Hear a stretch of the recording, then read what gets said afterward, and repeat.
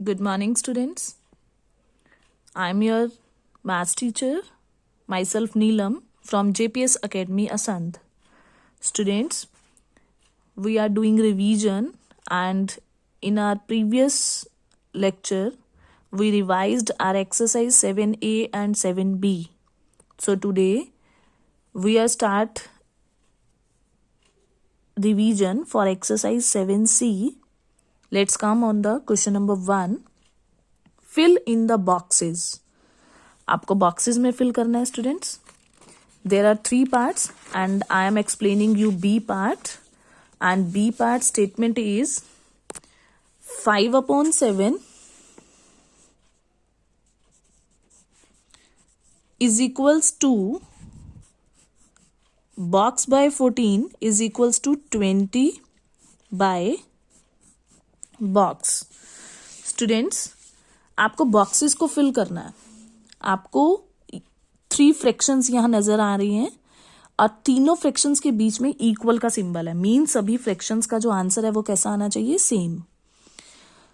Students, आपको box में कैसे पता चलेगा क्या फिल करना है? सबसे पहले आप ये देखोगे, आपको जो नंबर्स गिवन है उन दोनों को कंपेयर करोगे. स्टूडेंट्स, 7 और 14 डिनोमिनेटर्स गिवन है. 7 के टेबल पर 14 कब आता है? 2 पर, है ना. 7 2 जा 14, 2 से मल्टीप्लाई करने पर. तो इट मीन्स स्टूडेंट्स, जो ऊपर बॉक्स में लिखना है और न्यूमरेटर क्या गिवन है हमारा? 5. इट मीन्स, और फ्रैक्शन क्या कहता है? अगर आप डिनोमिनेटर को जिस नंबर से मल्टीप्लाई करते हो, न्यूमरेटर को भी सेम नंबर से मल्टीप्लाई करोगे. अगर यहाँ 14 आया लेकिन 7 को किससे मल्टीप्लाई करने पर? 2 से मल्टीप्लाई करने पर. तो न्यूमरेटर को भी हम किससे मल्टीप्लाई करेंगे? 2 से. 5 2 जा क्या बन जाएगा? 10. So here 10 will come. Now students, अब आप देख रहे हो थर्ड फ्रैक्शन में न्यूमरेटर गिवन है. यहाँ डिनोमिनेटर गिवन था, यहाँ न्यूमरेटर.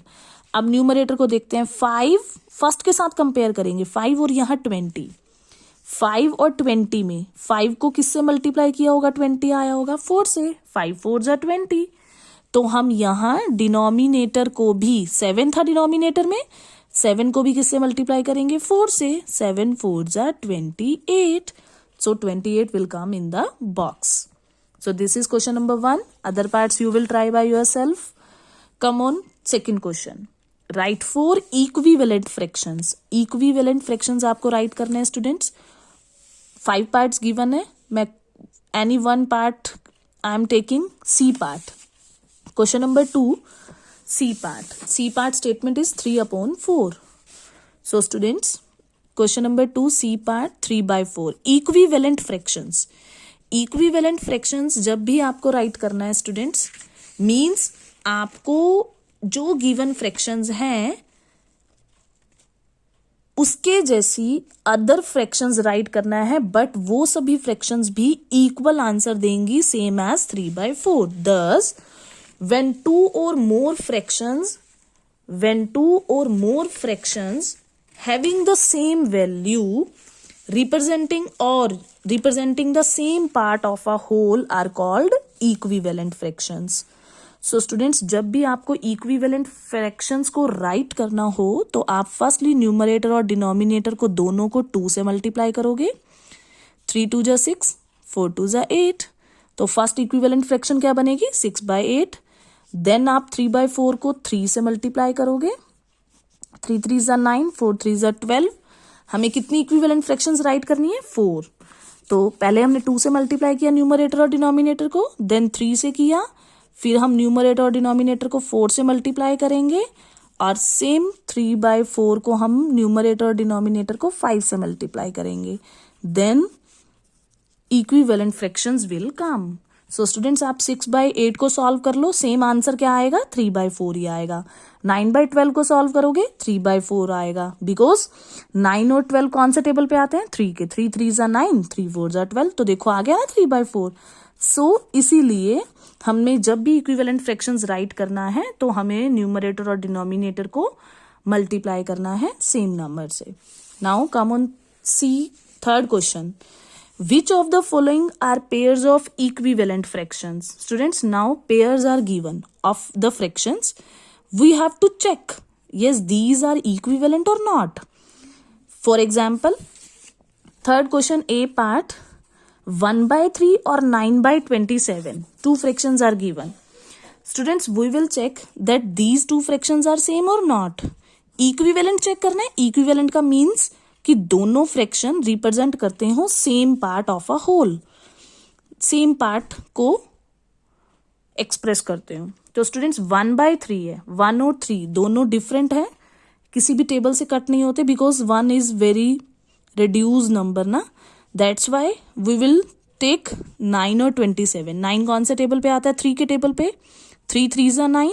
डिनोमिनेटर और न्यूमरेटर को सेम टेबल पे कट करते हैं. और 3 के टेबल पर 27 कब आता है? 9 पर. नाउ अगेन 3 के टेबल पर 3 आता है 1 पर, और 3 के टेबल पर 9 आता है 3 पर. सो फर्स्ट तो 1/3 था, और सेकंड फ्रैक्शन को जब सॉल्व किया तो ये भी क्या आया? 1/3. So yes, these two fractions are equivalent fractions. Rest parts you will try yourself. Now come on question number 4. Show that each of the following fractions in its simplest form. Simplest form कौन सी form होती है? When numerator and denominator have no common factor, only one is the common factor. जब numerator और denominator में कुछ भी common नहीं होता तो वो simplest form होती है. सिर्फ one number common होना चाहिए, only one. It means no common factor. So students, हमें बताना है कि क्या ये सभी अपनी सिंपलेस्ट फॉर्म में है या नहीं है. 1/7, 1 और 7. 1 तो बहुत छोटा नंबर है ना, और ये दोनों एक दूसरे के टेबल पर नहीं आते, कोई भी फैक्टर कॉमन नहीं है. तो दैट्स एंड 7 1 के टेबल पर आता है, तो 1 1 ही कॉमन है दोनों में, तो ये सिंपलेस्ट फॉर्म में है. बी पार्ट 2 और 11. 2 और 11 बोथ आर प्राइम नंबर्स, दोनों में कुछ भी कॉमन नहीं है, that is in simplest form. 21/10. 21 3 के टेबल पे आता है और 10 2 के टेबल पर आता है, तो दोनों के बीच में कुछ भी कॉमन नहीं है. Yes, this is in the simplest form. So students, हमें यही शो करना था कि दैट इनके बीच में कोई कॉमन फैक्टर तो नहीं है. Now come on fifth question. Reduce. अब हमें रेड्यूस करना है each of the following fractions into its simplest form. अब हमें सिंपलेस्ट फॉर्म में लेके आना है. सो स्टूडेंट्स, मैं इसका टेक करके चलती हूँ C part. Question number 5th, C part I am taking. C part is 16/20. Students, ये हमें कोई भी फ्रैक्शन गिवन है, मुझे क्या करना है, इसको क्या टेक करना है, मुझे इसको सिंपलेस्ट फॉर्म में लेके आना है. सिंपलेस्ट फॉर्म में लेके आना है मतलब इनके बीच में कुछ भी कॉमन नहीं होना चाहिए. तो स्टूडेंट्स, आपको ये देखना है कि सिंपलेस्ट फॉर्म में लाने, रिड्यूस करना है. रिड्यूस करने का मतलब आपको इसको कट करना है कि ये कौन से टेबल पे कट होगा, कौन से टेबल पे ये डिवाइड हो सकता है. सो स्टूडेंट, 16 और 20 दोनों कौन से टेबल पर आते हैं? 16 और 20 दोनों 2 के टेबल पर भी आते हैं और दोनों 4 के टेबल पर भी आते हैं. तो स्टूडेंट, सबसे पहले आपको क्या करना है, इसका HCF फाइंड करेंगे हम. ओके, HCF जब भी फाइंड करेंगे तो हम न्यूमरेटर को बाहर रखते हैं, डिनोमिनेटर को अंदर. 16 1 जा 16, 20 में से 16 गया 4 और रिमाइंडर आ गया. जब रिमाइंडर आ जाता है तो डिवाइजर को हम डिविडेंडो बना लेते हैं. जो प्रीवियस डिवाइजर है 16, वो डिविडेंडो बन गया. 4 के टेबल पर 16 कब आता है? 4 पर. तो स्टूडेंट्स, किस डिवाइजर ने इसको कंप्लीटली डिवाइड किया? 4 ने. तो इसका HCF कितना आया हमारे पास? 4.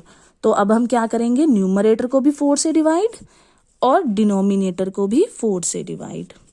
4 के टेबल पर 16 कब आता है? 4 4 जा 16 4 पर. और 4 के टेबल पर 20 कब आता है? 5 पर.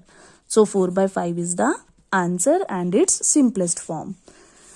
Now 6, 7 and 8th question you will see in my next video. So let's come in my next video and understand all the questions very very carefully and do with written practice. Do it with written practice. Any problem comes, you can contact me at any time. Thank you.